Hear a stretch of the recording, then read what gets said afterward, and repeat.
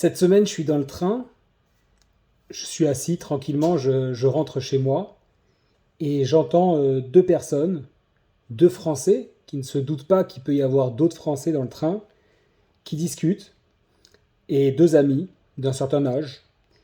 Et l'un dit à l'autre, alors dis-moi, qu'est-ce que t'en dis? Qu'est-ce que je peux faire exactement? Qu'est-ce que tu me conseilles de faire? Alors, il dit, écoute, c'est très difficile, c'est quand même ta belle-mère, je sais pas quoi te dire, c'est une situation délicate, il faut qu'elle comprenne que c'est dérangeant pour toi, pour ton couple, et que au bout d'un moment, il faut qu'elle parte, quoi, hein. Mais je pense que le mieux à faire, c'est que tu en discutes avec elle. Et la personne qui répond à cela, je sais pas, tu sais, je sais pas, je crois que je vais la laisser faire, etc. Évidemment, moi je suis là, j'entends l'histoire et je me sens obligé de réagir. Alors j'interviens et je lui raconte, je dis est-ce que je peux me permettre d'intervenir? Elle me dit oui bien sûr, je suis désolé, je suis français, j'ai compris ce que vous disiez, etc. Je voudrais vous dire un petit mot. Et là-dessus, je lui raconte qu'il y a un an, à peu près jour pour jour, j'ai vécu exactement la même situation avec une personne qui était venue intervenir dans mon appartement et qui me disait je suis au bord du divorce, j'en peux plus, un Israélien. À ce moment-là, je lui dis mais dis-moi, qui est le Baal Habayit? Qui est l'homme de la maison? Si une situation te dérange, peut-être que tu peux essayer d'en discuter, de voir avec cette personne, avec ta belle-mère, parce que la notion de Shalom Bayit, c'est tellement kadosh dans la Torah, c'est tellement important, que même Dieu, lorsqu'il doit faire quelque chose et qu'il y a un problème de Shalom Bayit, n'intervient pas, ça passe avant toute chose. En tout cas, c'est comme ça qu'on dit. Bon, à cela, il me voit un petit peu étudier, il me demande qu'est-ce que j'étudie dans le train. Je lui dis, il pensait que c'était la Gemara. Je lui dis non, c'est le Chumash. Je prépare la vidéo de la semaine. Et il me dit ah c'est bien, mais j'ai beaucoup de problèmes avec la paracha de cette semaine. J'ai un gros problème. Je dis ah oui, ça m'intéresse. Quel est le souci? Il fait, bah je sais pas, c'est violent, c'est difficile, etc. Je lui dis bah est-ce que tu étudies avec un peu de Kabbalah, un peu de Chassidoute? Et là il me dit non, moi je suis pas trop Chassidoute. Mais c'est quoi la Chassidoute? Je dis bah c'est intéressant parce que la Chassidoute c'est principalement le fait de pouvoir mettre du concret dans son quotidien, ne plus s'attacher simplement au texte de base, mais de donner un petit peu plus de couleur, de volume, de consistance. Du coup, ça m'est resté en tête. Voilà que le soir même, sur l'un des groupes WhatsApp où j'interviens, on va dire, un des multiples groupes, qui est un groupe où on essaye d'améliorer la vie en Israël, il y a un échange assez virulent avec une personne qui est là, entre les fondateurs et le membre, par rapport à la présence du Créateur au sein du peuple et de la vie en général. Et pour faire court, le principal échange résumé sur le fait de laisser le Créateur ou pas intervenir, ou du moins l'intégrer, le faire participer, en parler, dans la vie politique, dans l'économie, dans la vie de tous les jours et dans tout ce qui nous dirige. Et la phrase que j'ai particulièrement adorée, si je puis dire, c'est celle où l'un des intervenants a dit « Ma conception est de ne pas mêler Dieu à tout cela, car il ne veut pas. » Et cette phrase m'a fait beaucoup rire, parce que je me suis dit « Tiens, étudions-la comme quand j'étudie un passage du Chumash ou autre. Ma conception, c'est assez personnel. Bon. Et de ne pas mêler Dieu. Encore faut-il savoir, il y a beaucoup de personnes sur ce groupe, est-ce que tout le monde a la même définition de Dieu, du mot Dieu? Et ensuite, il ne veut pas. C'est sympa, je ne sais pas s'il y a un téléphone rouge ou un numéro de portable. Moi, j'aimerais bien savoir ce que Dieu veut parfois ou pas. Lorsque je me suis mis à étudier la paracha, j'ai compris qu'il y avait un lien direct entre tout cela, et je vous le présente à présent. Salut la compagnie, Parachat est mort cette semaine, une paracha difficile, compliquée. Pourquoi? Un ensemble de notions plus ou moins en rapport avec, encore une fois, cette notion de théora ou de touma, de pureté ou d'impureté, qui fait que plus on le lit, alors ok, certains passages, on peut se retrouver, on peut se dire qu'il y a un sens, qu'il y a quelque chose qu'on peut vivre au quotidien, mais nombreux ne sont presque plus d'actualité. Pris par l'histoire du train, que je vous ai raconté il y a quelques instants, pris par cette histoire sur WhatsApp, j'ai décidé d'investiguer davantage dans cette paracha. Cette paracha qui, somme toute, paraît un peu compliquée. Je me suis rendu compte d'une chose assez rapidement, c'est le nombre de fois où le mot kadosh, du moins la racine kadosh, est présente dans le texte. C'est assez phénoménal. Sur 3 pages, par exemple, j'ai pu le sortir plus d'une vingtaine de fois.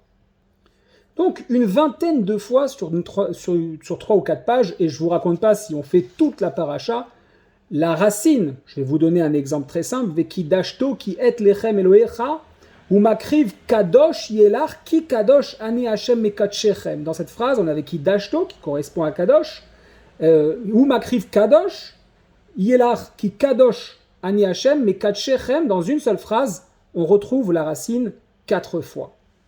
Aussi, je me suis dit tout simplement, une chose assez évidente qu'on a l'habitude maintenant ensemble, que la réflexion autour du mot kadosh ne pouvait pas se limiter, et toute cette paracha ne pouvait pas se limiter au sens premier.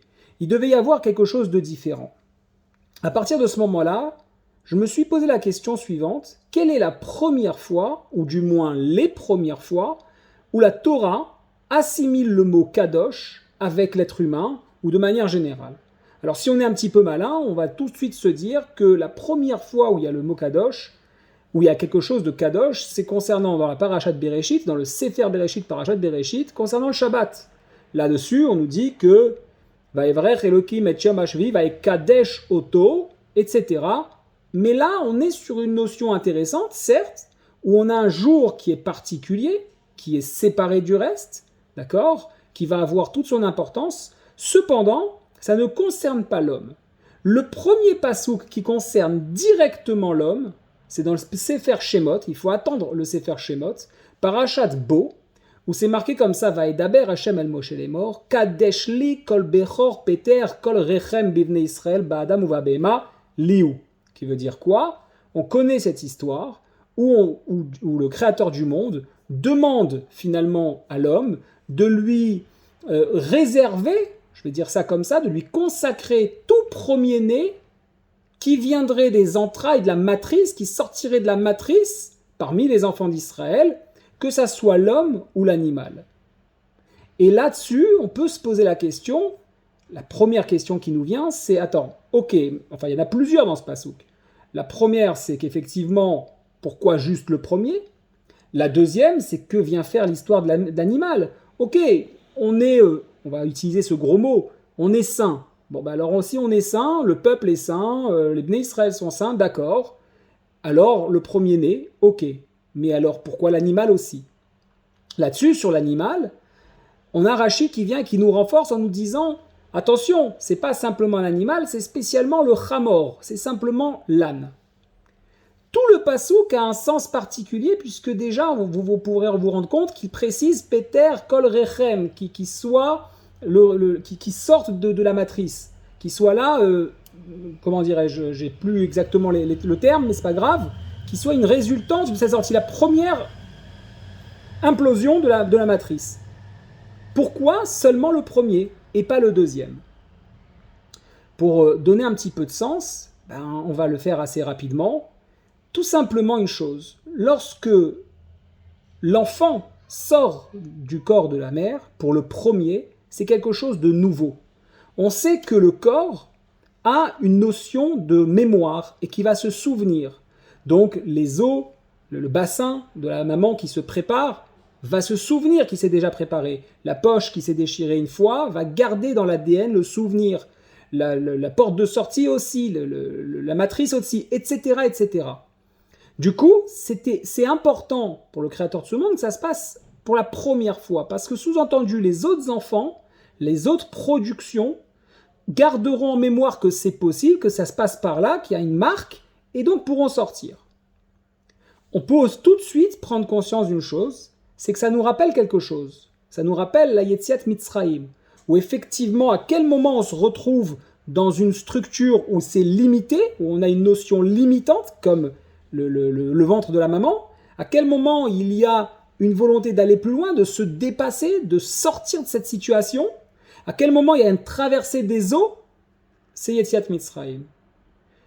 Maintenant, on arrive à la notion de Behema. Pourquoi la Torah précise Behema? Pourquoi le Chamor? Le Chamor, vous le savez, on a déjà parlé, c'est le même shoresh que Chomer, la nature. La matérialité, pardon. Là-dessus, il y a une explication qui est merveilleuse, qui vient toujours de la Chassidoute et qui explique comme ça. Le principe de notre vie, c'est de revenir à l'efficience, c'est-à-dire à l'origine même, lorsqu'Adam Arishon était sur Terre et que le Créateur du monde vivait en connexion directe avec nous, lorsqu'il était présent là.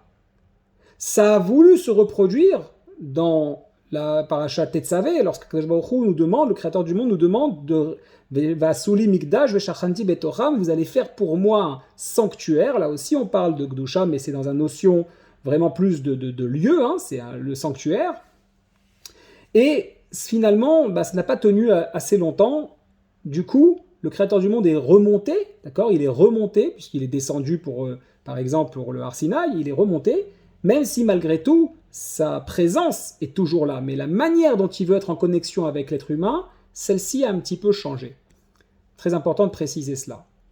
De ce fait, notre mission est de revenir vers cette relation, cette recherche du Hémet de pourquoi la vie existe, pourquoi le monde est si magnifique, pourquoi il y a tout ça. On veut comprendre comment ça s'embrique, comment ça fonctionne, et que mon existence ne consiste pas simplement à constituer un patrimoine que je vais léguer à mes enfants, ou mon travail, ou ma vie, c'est métro, boulot, dodo, indéfiniment. Est-ce que je suis en mesure de changer ça? Est-ce que je suis en mesure de sortir de la matrice, de me dépasser, de me libérer, de me désengager de ce que j'ai l'habitude de vivre, dans laquelle on m'a formaté, on m'a mis, pour pouvoir vivre quelque chose de différent.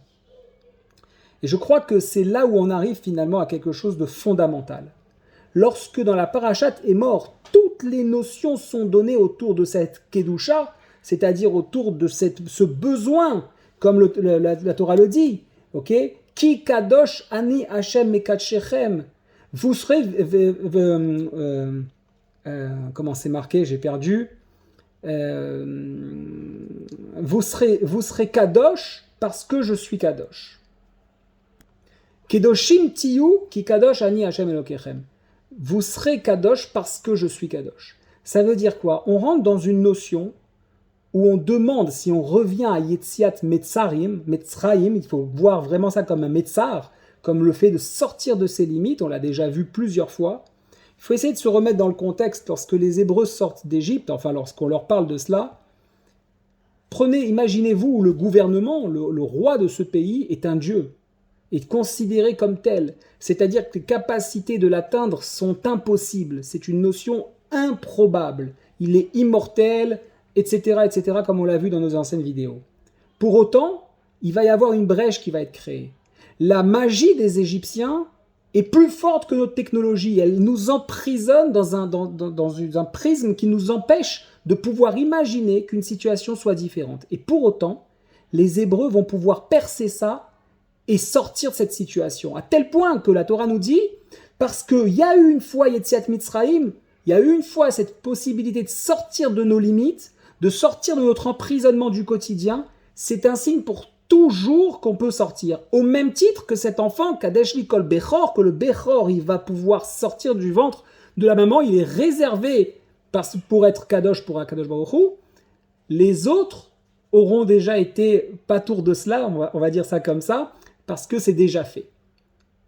Maintenant, on comprend mieux pourquoi cette paracha, elle paraît compliquée. Lorsqu'on voit des films comme Le Seigneur des Anneaux, lorsqu'on voit Matrix, lorsqu'on voit un film d'action ou un film de science-fiction, Avatar ou autre, l'intrigue, le héros qui doit se dépasser, qui doit bondir d'une montagne à une autre, se transformer, aller chercher l'anneau au milieu du volcan, c'est quelque chose où on se retrouve tous, de l'enfance jusqu'à l'adulte, lorsque le film est bien fait, on se sent ce héros, on se sent être capable. Par contre, être un héros dans notre vie, c'est beaucoup plus compliqué. Donc tu comprends, j'ai mes factures, j'ai mes charges, etc. Et on oublie que tout a été fait pour nous endormir. C'est-à-dire quoi pour nous endormir? Pour nous entretenir dans un mode comme celui-ci. Bien sûr, j'ai conscience que ce que je dis nécessite d'accepter de faire partie de quelque chose d'un peu plus fort, d'un peu plus grand, de se dire que je peux faire de ce monde un meilleur monde. Je peux faire, comme diraient les startups américaines, je peux faire de ma place une meilleure place. Et ça sous-entend essayer de rentrer dans la volonté profonde de la Torah, qui est simplement un livre et un mode d'emploi pour revenir à cette connexion qui nous permettra de mieux comprendre les choses. Je vous invite à présent à relire la paracha, à ne plus voir le terme kadosh comme quelque chose de saint qu'on n'arrive même pas à traduire en lui-même. C'est-à-dire, ok, soyez saints parce que je suis saint, nous dit Dieu. Bon, qu'est-ce que ça veut dire? Comment je suis saint? Comment je vais devenir saint? Par contre, si je le comprends d'une manière un peu différente, soyez libres, libérez-vous, sous-entendu, sortez de vos croyances, sortez de vos habitudes, sortez de tout ce qu'on vous a mis, sortez de la matrice, comme l'enfant qui sort de la matrice de sa mère, pour voir ce qui se passe de l'autre côté. Imaginez, je mets une parenthèse, cet enfant pendant 9 mois, si on lui met une conscience d'adulte, est-ce qu'il peut imaginer qu'il y a autre chose, à part cette rondeur, cette eau autour de lui, il est nourri, logé, blanchi, est-ce qu'on peut imaginer qu'il peut envisager autre chose? Et quand il sort, il pleure. C'est pas étonnant. C'est pas étonnant, il est surpris. Alors ça fait peur, mais heureusement la vie nous éjecte vers l'extérieur, c'est le début de la vie, c'est la première respiration qu'on aura par la suite. Et Dieu sait que ce monde est beau et qu'il est magnifique et qu'il vaut le coup d'être vécu à fond. Reprenez la paracha, chaque pasouk n'est qu'une manière de nous offrir la possibilité, comme ce héros du film, où finalement il va aller au-delà de ses capacités, il va sauter du pont, il va s'accrocher à la grue, et on a envie de l'être. Soyons-le cette semaine. Découvrons Emor non pas comme une paracha qui fait peur et qui paraît vraiment étonnante et tous les sacrifices qu'il y a et toutes les unions qu'on ne peut pas avoir, etc. Mais simplement sur la meilleure manière de devenir le héros du Créateur, le héros de ce monde et recréer cette connexion qu'on a perdue il y a longtemps. Shabbat Shalom et Koulam.